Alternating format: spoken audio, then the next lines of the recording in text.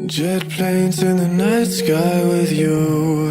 Ei, gente, vocês estão bem? Vim hoje falar de Jesus Cristo como prometido, né?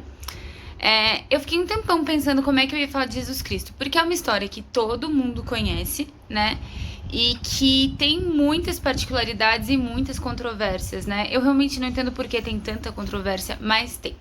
Então, o que eu resolvi? Uma vez que eu não sou católica praticante, né? Acho que é até interessante eu contar pra vocês.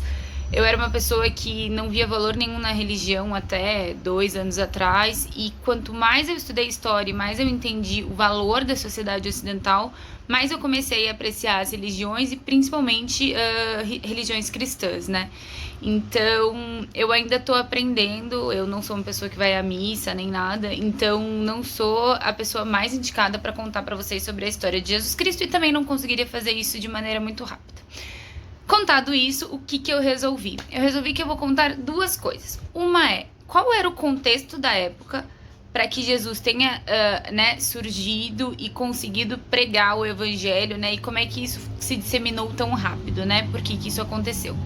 E a segunda parte é, uma vez o cristianismo, nascido, como é que ele deu origem, né, à civilização ocidental e qual que é a grande importância dele nessa história inteira, tá? Então, começamos do começo. O que deu início a tudo isso, né? 400 anos antes de Cristo, quando a gente ainda tinha uma civilização grega bem forte, veio Alexandre o Grande.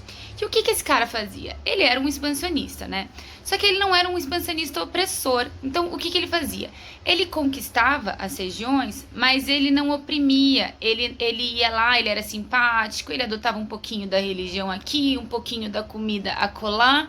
E ele ia adaptando aquelas regiões que ele conquistava à cultura grega. Mas, de qualquer jeito, ele levava a cultura grega para essas regiões e, principalmente, a linguagem grega para essas regiões. Então, foi assim que ele foi expandindo a cultura grega para grande parte do mundo antigo. Essa passagem de valores da língua, da estética e da cultura grega é conhecida como helenismo, né?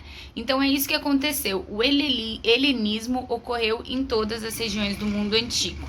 E por que isso aconteceu, né? Alexandre o Grande, ele era não um discípulo, mas ele tinha aprendido muito com Aristóteles, né? E lembrando lá do vídeo do Sócrates, Sócrates teve Platão como discípulo que teve Aristóteles. Então, lá da filosofia de Sócrates, que transformou a filosofia, né, o pensamento filosófico ocidental, veio Aristóteles, que influenciou Alexandre o Grande. E é por causa desse helenismo que ocorreu a Septuaginta. O que é a Septuaginta? É o nome que a gente dá para a transcrição do Antigo Testamento, né, dos judeus, do hebraico para o grego. Aí, beleza, veio Alexandre o Grande, veio o helenismo, veio a Septuaginta, e o que aconteceu? Veio o Império Romano. Pelo que o Império Romano ficou conhecido, né? Por criar infraestrutura. Então, ele crescia de um jeito que ele permitia comunicação e interação entre as regiões que ele conquistava de maneira muito mais rápida do que antigamente. Então, ele nasceu com uma filosofia de organização e pensamento prático. Então, tudo tinha que se comunicar, tudo que tinha que conversar, tudo tinha que se interligar, o que facilitou muito a migração, a comunicação de uma região com outra. E com o surgimento dessas novas culturas, dessas novas línguas, o judaísmo ele começou a ficar um pouco fragmentado. O que essas três coisas que eu contei para vocês têm a ver uma com a outra? Essas três coisas, elas caracterizam a plenitude dos tempos. O que é a plenitude dos tempos? É o que permitiu que Jesus Cristo viesse à Terra e conseguisse, sim, espalhar o Evangelho. Por quê? Porque a gente tinha lá, vamos lembrar, a cultura e a linguagem grega já disseminada. Então, as pessoas elas conseguiam se comunicar na mesma língua. Além disso, a gente tinha a infraestrutura romana nessa história. Então, as pessoas elas conseguiam ir de um lugar para o outro com mais facilidade.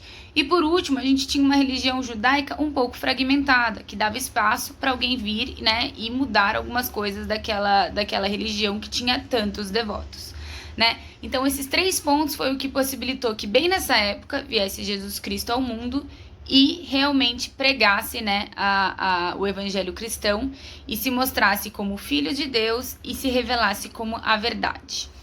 Vamos para a segunda parte da nossa conversa, né? Então aqui a gente já falou qual era a situação para que o cristianismo surgisse, para que Jesus Cristo viesse à Terra e por que era um momento próprio.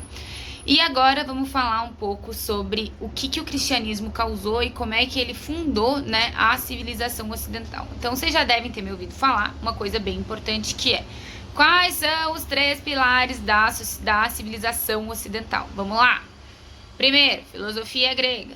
Segundo, direito romano. Terceiro, moral judaico-cristã.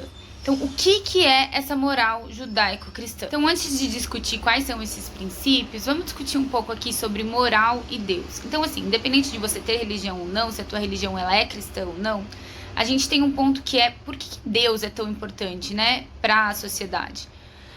E aí, você pode interpretar de um jeito que não tem nada a ver com fé, tá? Então, assim, se você tem princípios que estão, né, entranhados numa sociedade, é muito mais fácil você ter uma moral objetiva. E qual que é a importância disso? Vamos discutir um ponto aqui. Assassinato é uma coisa do bem ou do mal? Acho que todo mundo pensou: puta, assassinato é do mal, né? Mas o que te disse isso, né? O que te diz tão claramente que assassinato é uma coisa ruim? Tem algum princípio dentro de você que, mesmo você não tendo religião, você sabe: isso é certo e isso é errado. Quando você não tem isso de certo e errado muito claro para você na sua cabeça, isso vira uma opinião e não uma moral. A moral, ela deixa de ser objetiva. Então, numa sociedade secular, né, então uma sociedade sem religião, beleza, pode ter alguém que fale: eu não gosto de assassinato. Mas aonde que tá isso, né? Por que assassinato não é bom, né? Então você fala: não, mas obviamente numa sociedade secular, alguém que não gosta de assassinato não vai assassinar. Não, peraí, a gente tem Hitler, a gente tem Mao Tse Tung, que com certeza não queriam ser assassinados e mataram milhões de pessoas, né? Então, ter essa moral muito clara faz que uma sociedade seja muito mais pacífica e consiga prosperar. Então aqui ele fala que os Estados Unidos, eles são tão avançados porque eles foram o primeiro lugar que conseguiu combinar a fé judaico-cristã, a moral judaico-cristã, com princípios liberais, né? Então isso fez os Estados Unidos prosperar tão rápido como ele prosperou, né?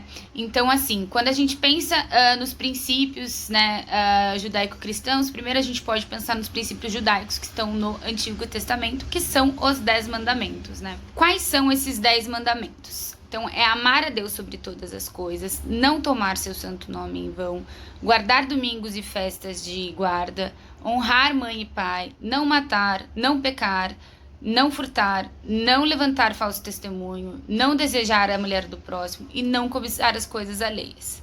Parece um negócio tão simples, né? Mas isso, estando entranhado na gente, permite que nós façamos escolhas certas muito mais fácil, de maneira muito mais fácil, né? E aí, uma vez a gente já tendo esses 10 mandamentos no Antigo Testamento, no Novo Testamento, o que Jesus diz, né? Jesus, ele resume tudo isso em 2 coisas: que a gente tem que amar a Deus sobre todas as coisas e amar ao próximo como a ti mesmo, né?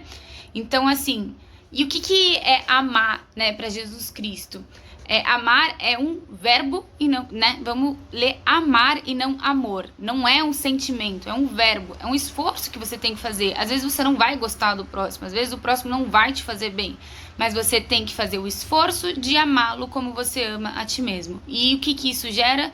Muito mais paz no mundo, né?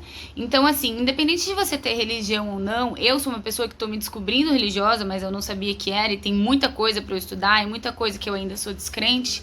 A gente tem que saber apreciar o valor, né, dessas religiões no mundo e tudo que elas construíram, né? A gente acaba sempre olhando pelo lado ruim. E, na verdade, eu nunca parei para estudar e entender que todos aqueles ensinamentos formaram tudo que a gente tem hoje, né, de bom, né? Porque hoje a gente é uma sociedade, sim, muito melhor do que há 2000 anos atrás.